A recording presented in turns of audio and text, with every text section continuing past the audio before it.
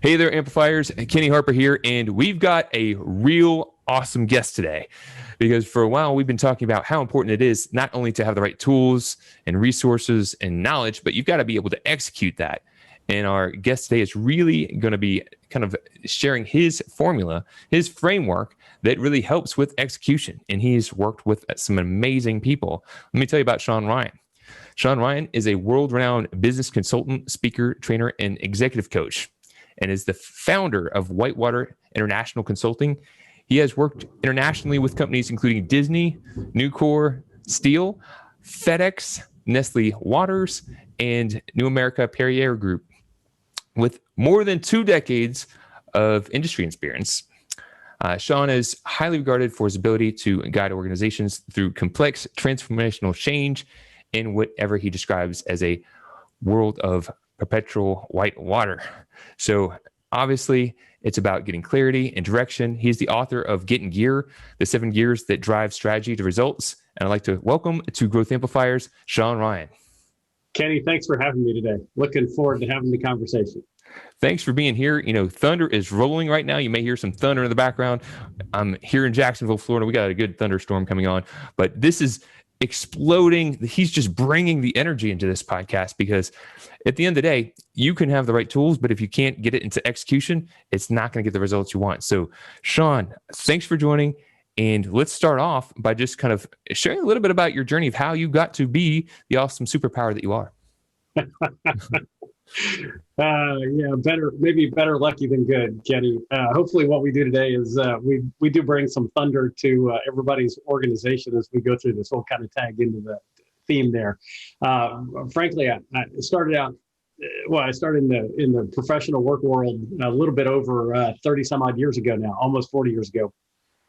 And started in a relatively large organization in California that gave me lots of great opportunities. I had a great opportunity to learn. But one of the things I picked up on is in this large bureaucratic organization, people wanted to contribute more. They wanted to contribute their best. The organization needed them to contribute their best. And yet there was always this gap between what people were doing and what was the best possible. Bureaucracy got in the way, communication got in the way.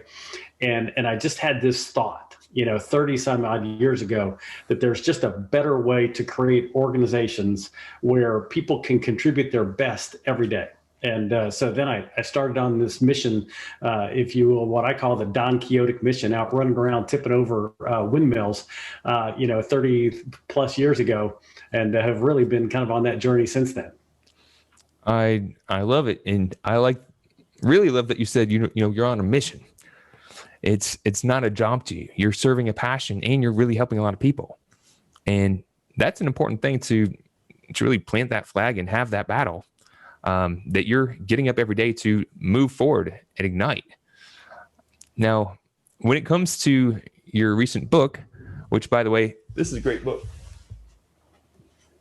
I've picked up, you can see I've got, a nice little library of books back here, and there's more down below. But not all books are made the same. And what I really like about this book is it's informative, and there's a process to it, right? There's a methodology.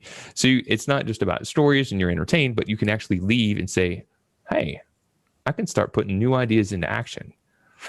And so if we could dive into really kind of the framework, the concept of getting in gear and really helping people kind of move their ideas into action, that would be great. That's awesome. And I'll try to do it relatively quickly on kind of give you the overview, and then we can figure out where you want to dive in deeper. Sounds good. The premise behind the book is that most organizations, and you kind of hit it at the top, Kenny, most organizations fall far short of really, even with the best of intent, the best of strategies, they fall way short of converting that strategy to real results, the results that they expect. I mean, the research is something like 75 to 90% of organizations fall short of achieving what they want to accomplish through their strategies. And in a lot of cases, they're leaving as much as 50% of the results on the table. So that strategy to results gap is massive. what it means in a lot of cases is good organizations fail because they're not doing a great job of executing. So the premise behind the book is, and we spent 30 plus years looking at organizations and working on various projects that when we kind of dialed back away from it, we realized that all these projects, all these things we've been working on over the years were the things that actually close that gap.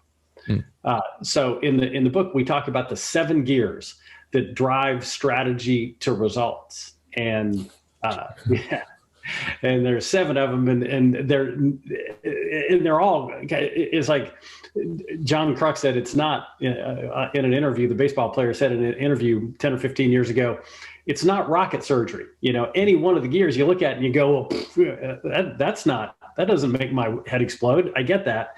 But then when you kind of combine them all together, magic begins to happen. So if you don't mind, I'll kind of do a quick overview of each of the 7. And then if you want to dive in a little bit, we can do that. Yes. And I just want you just mentioned something that I've been kind of preaching for a while, and I'll double down on that thought. Sometimes we're looking for some like silver bullet, miracle wonder drug that's just going to solve all the problems. But typically the most effective things are the simple things in an organized fashion. And if you can get mastery with those, that's really where the foundation lies. And so as you're thinking about these things, it doesn't matter if you know them or even if you're doing them. It matters if you're getting the result. If you're not getting the result, you've got a gap. So think about that as we walk through these 7 steps and how they apply in your business. Kenny, and by the way, that's spot on. There is not, in spite of the fact that I did some work with Disney early in my career, my consulting career, there is no pixie dust. There is a Disney World. In the real world, there's not pixie dust. There's just fundamental blocking and tackling and getting a little bit better every day. So let's talk about it. But then magic does happen when you begin to work on these things over a period of time. So the 7 gears that we describe in the book starts with right. The right people in the right roles with the right capabilities, right? So, but there is magic in how do we identify who are the right people for our organization? How do we engage them? How do we create an environment where everybody feels like they belong and we can tap into the diverse nature of the people that we bring into our organizations? The second gear is what we call aligning the architecture. So the idea of getting the system, structures, processes, and culture all aligned to the strategy. So what do I mean by system, structures, process, culture? A common system is how we compensate people. What do we pay people for? Do we pay people for things that contribute to the results that we want? Or do we somehow pay people for things that really don't matter or aren't as completely connected, aligned to the strategy they might be? How do we structure people? How do we build the processes? And do we make the processes, again, as aligned to the strategy as it possibly can be? And then our culture, does it align? The kind of the normative behavior? We may talk about honesty and integrity and respect, but as our value set, but is the culture of our organization really that? Is it as respectful as it could be? Is it as open and as diverse as it could be to where we can tap in to what people bring to the table? It's funny. I guess when I was a teenager through my 20s, maybe even some through my 30s, I'd read values, vision, values on a website, and it would be completely like, why is this here? And what is the purpose of this? And usually there is that disconnect because the organization didn't build that in the culture. So I think that's really important. You can't just have the list and be like, all right, check mark, we're good to go. You've got to actually implement it and make sure it's being followed. Right. Absolutely. Because look, if you just think about really big companies, I would guarantee you that the financial report, the annual report of every large corporation in the United States talks about people being our most important asset, right?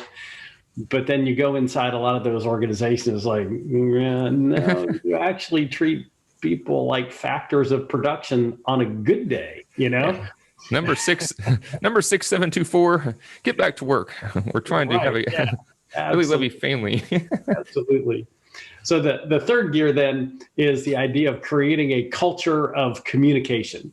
So being able to communicate up, down, sideways, diagonally, the idea that we're all connected to each other, and then at a much more tangible level, how leaders and people connect with each other.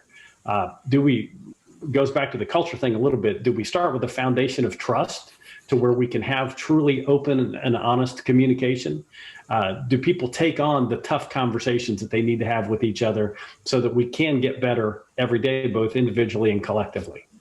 That's an important part too. If you're not communicating, sometimes I as a marketing advisor, growth coach that works with different businesses, I'll hear this is the problem I'm having, and this is the challenge.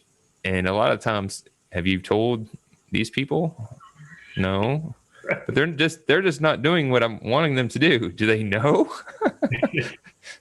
So communication goes a long way. I'm loving it. Thank you. And interesting to that point is even the times where we'll talk to leaders and they'll say, "Yeah, I told them." Well, how many times did you tell them? I told them once. One of my favorite subsections in the whole book, I wrote it like 2:00 in the morning on an airplane when we could actually get on airplanes a few years ago. Is one of the great one of my favorite subsections is really the subsection is titled communicate, just on that premise that even once is not enough. You just tell somebody one time and you expect it's all going to magically happen. It doesn't all magically happen. It takes much more hard work than that. It is a discipline. Okay. So then the other four gears we call the performance gears, and they're the ones that really align the performance of individuals and teams in an organization to the strategy. So the four performance gears start with set, SET, start end time frame, result-oriented goals. So everybody's got goals that tie back to the actual strategy. When we go into organizations, a lot of times, people don't have goals at all. What are you trying to accomplish? I don't know. Never really talked about it. I just come to work every day, Or if they think they have goals, a lot of the times those goals are written in terms of activities. Make so many phone calls today. Take so many phone calls today. Make so many sales calls. They're not really defined in terms of the result we're trying to achieve, which is, grow our sales in the Jacksonville area from 50,000 units to 75,000 units in 2021. And so you see this mindless activity trap people get into because either they don't have goals at all, we're just doing stuff, or their goals are driven by activities. They feel like so we're busy all the time, but not actually accomplishing anything. So set result-oriented goals. So Shawn, that's no fair. So you want people to actually get a result from the activities that they're doing? Yeah. And really it's shocking to me the number of times when I ask people what results they're trying to achieve that they can't really describe that, And so that's one of the huge gaps when we think about, we play this game. And one of the things I would encourage everybody to do is we play this game with leaders and performers on their teams. Mm-hmm. We ask the leaders to write down top 5 goals for each of their team members. And then we ask the performers, the frontline team members, to write down what they think their top 5 goals are. So theoretically, we got these 2 lists of 5 that should match perfectly, right? Oh, man. That's an awkward moment getting ready to happen, but a breakthrough moment too.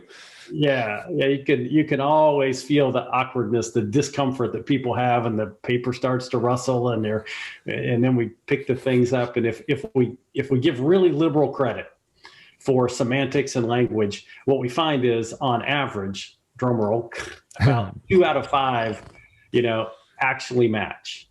So under the best of circumstances, what that means is people are working on the stuff that their bosses think are important. And we haven't even talked about how well linked they are to the strategy yet. They're just working on the stuff that they think their bosses think is important about 40% of the time, which means 60% of the time it's a total crapshoot in terms of what people are spending their time on and how connected it is to what the business needs them to be focused on.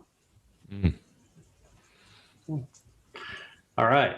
So then the next gear is build visible scorecards. And here's the point is when we ask people how they're performing, the most common answer we get is, I don't know. I must be doing okay because I'm not getting in any trouble. Right. I don't know.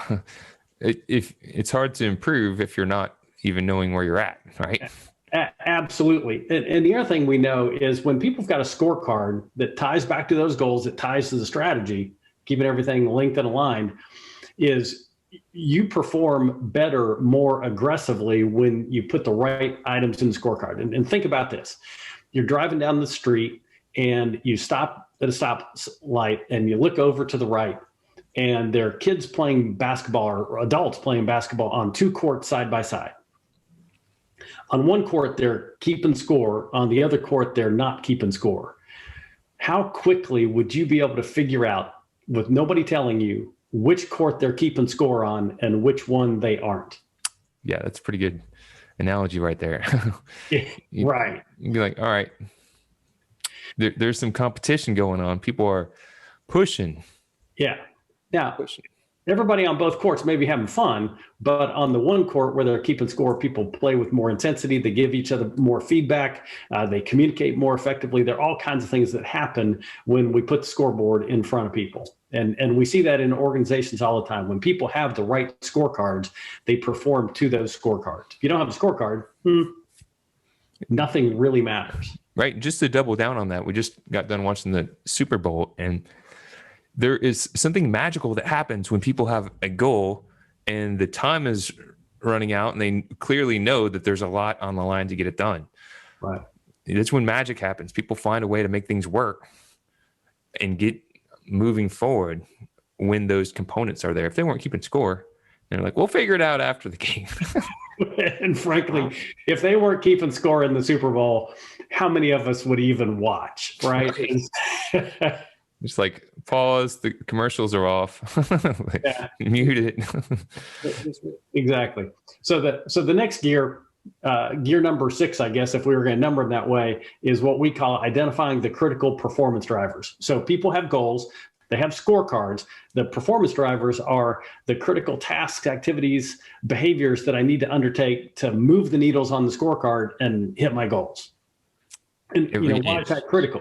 Now, there has to be some activity. We have to do stuff, but we want people to do the right stuff. And what we know is in most occupations, in most job roles, there are 2 or 3 things that the best performers do that are different than what the average or even good performers do. And if we can help people, now you do a lot of the same things, but then the best performers do some things a little bit better or differently.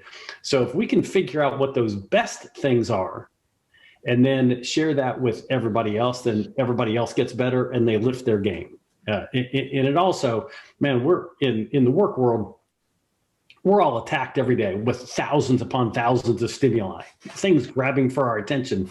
Exactly.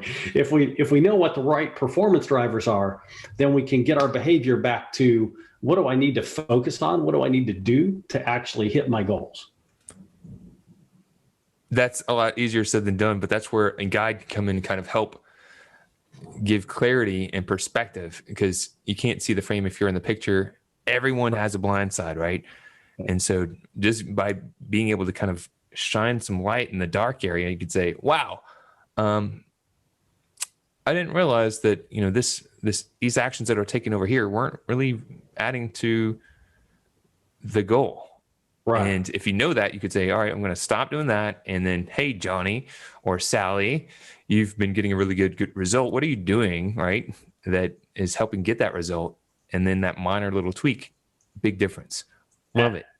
Absolutely. I mean, you think about that, that's really going back to talking about sports, in the Super Bowl, what do coaches do? What do the most effective football coaches or baseball managers or basketball coaches do? Even if I'm the leader of an orchestra, what am I doing is I'm making sure that people are getting feedback about the right things to do and the best things to do to be the best defensive back or the best quarterback, or the best salesperson, customer service rep in my organization. I love it. All right. So then I think that leads us to the last gear number 7. Yep. We like to think gear number 7, it's the glue that holds everything together. We call it follow-up, follow-through. And there are 2 critical components of effective follow-up, follow-through. The first is to generate, and to me, in many ways, the most critical is generate learning. Man, in this, you opened with our organization is helping other organizations, survive, thrive in a world of perpetual whitewater. Even with the best goals and the best scorecards and the best people and the aligned, architecture, man, things don't go perfectly. Things change. The circumstances, the competitive environment that we're dealing with changes on a regular basis. My gosh. Different people in different roles on a regular basis, and we got to help everybody succeed. And so the first part of follow-up, follow-through is to make sure that we're learning. When we aren't hitting the goals and we aren't succeeding the way we want to, why not? And how do we learn as an organization? What do we need to change about those other 6 gears to get better alignment? And then the second part, just as critical though, of follow-up, follow-through, is we have to create accountability. And rather than holding people accountable, we like to create environments where people are accountable, that they accept the ownership for what they're responsible for. But ultimately, people have to be accountable for hitting the targets and moving the needles in the directions we want to move to. So that's why follow-up, follow-through is kind of that glue that holds everything together. When you attach accountability, then people tend to perform better. I think that's really the glue, right? You said you get everything together, and I think that's something worth doubling down on, because what I'm seeing is, as mentioned it before, that a lot of times businesses, they'll kind of, oh yeah, I already know this. I already kind of know some of this information. I've already had some of these resources. But again, it doesn't matter what you know. It matters if you're getting the result you're wanting. Right. If they don't have that, they have a gap. And a lot of times it's the glue. They're missing the glue. Right. You got all the pieces.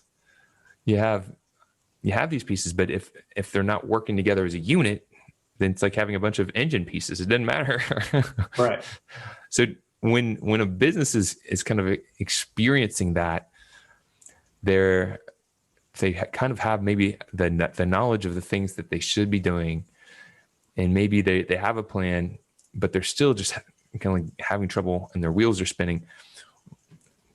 What's some ways that they could tap into that glue to really get a better accountability, working with the people they have, keeping the follow through? Yeah. What are some things that you've seen that have worked? Yeah, one of the things that we talk about in the book, we call it the 5x5 conversation, and it's actually in the follow-up, follow-through chapter. And we built this over time, and there's some magic in this, 5x5. And why do we call it 5x5? It's 5 minutes, 5 questions. And look, a business leader can apply it whether they're thinking about how do I help a person improve, a team improve, or my organization improve. So the 5 questions, it starts with, what are our goals? And that question, so if I'm talking to an individual or a team, do they know what their goals are? And do they know how those goals align to the strategy of the organization? So I can expand that out and think about broadly, what are the goals and how do they cascade down in my organization? And are they really connected to the strategy that I need them to? So whether we're talking at the individual level, the team level, or the organization level, what are my goals? The second question is, what's our performance been for the last week, last month, last quarter? And, different follow-up, follow-through cycles for different goals, depending upon the situation. And so some you might follow up on with a team member or a team, a department, weekly, sometimes it's monthly, sometimes it's quarterly, but regardless, what's our performance been for the last week, month, quarter? Are we all looking at the same kind of performance? Do we all see it the same way? right? Mm-hmm. Because one of the things that I have to do as a leader is make sure that we're all aware of what the gaps are, right? And then engage everybody, energize everybody to help close that gap. So first question, what are the goals? Second is, what's our performance been for the last week, month, quarter, whatever the time frame is? Third question is, what have we done? Which gets to the performance driver issue. Are we working on the right stuff? What have we done over the last week or month or quarter to hit the goals? So are people working on the right stuff? Or is this individual that I'm having this conversation with working on the right stuff? The next question is, what's the causation of any gaps? So then that gets kind of that macro issue, Kenny, of where along the 7 gears might there be a problem, Mm-hmm. And if it's not in any of the 7 gears, then you have to start thinking, maybe I don't even have the right strategy. If we're doing all the right stuff and we're still not successful, maybe we're just getting out competed and we ought to have a different strategy. But frankly, that's relatively rare. Most of the time, organizations have pretty good strategy. They just don't execute worth the damn, right? Right. And the last question is, okay, so having thought about, align the goals, align the scorecard, align what we're working on, identify the gaps. What's our plan? What's our game plan for the next week or month or quarter to get back on track to where we've said that we want to get to? What do we have to do to close that gap? So that those 5 questions can be magical, both at the individual level and all the way to the organizational level, to think, why are we not accomplishing what we think we want to accomplish? And like you said before, it's the repetition. So I've talked to people before, the questions. And then after a while, it starts getting planted in the mind, and the mind starts taking new actions. It starts building new habits. Yes. And it's quicker to get back on track when it's lost. It's quicker to identify when things are not on target. Absolutely. You get everybody kind of into that mindset, and we all start constantly thinking about what are my goals, right? If we're going to talk about it every week, then at some point in time, I better figure out what the hell my goals are, So Shawn, people have been eyeballing this book in the background for the last little bit, and they're like, that looks really cool. And I'm hearing all these things, and maybe I took some notes, but man, it sounds like there's a lot more information in this book than we chatted about here. And there is. So if people want to learn more about you or your business or your book, where could they go and what could they do? The best way to do that is go to our website, which is wwici.com. Again, it's wwici.com. And you'll learn more than you want to know about me, our team, what we're all about, and obviously the book. Awesome. So I highly suggest doing that. It is a great read. It's easy to follow, practical information. And I love that there's some books that they're wonderful, but they get a little bit too crazy with data and analytics. And I like books that are practical, easy to follow and take action on. So thank you for your thought leadership and contributing to Growth Amplifiers. Kenny, it's my pleasure. And there are a lot of complex things in the business world. We're all dealing with complexity. We try to help people take that complexity out. And hopefully we've done a little bit of that in Getting Gear, and everybody will enjoy it. Awesome. Before we part, wouldn't mind just sharing, you shared a lot of information and I appreciate that, but just one more tip that you could think about that might help others who are on their journey and looking to amplify something that you've learned on your journey that would be helpful. I often say this, it sounds very trite and trivial at the beginning. It's a lot deeper than that. What I've learned is keep smiling. We do live in a world of perpetual whitewater. There are challenges every day that we didn't anticipate the day before. And so keep smiling, stay focused on the journey where you're trying to get to, and be nimble in the process by which you get there.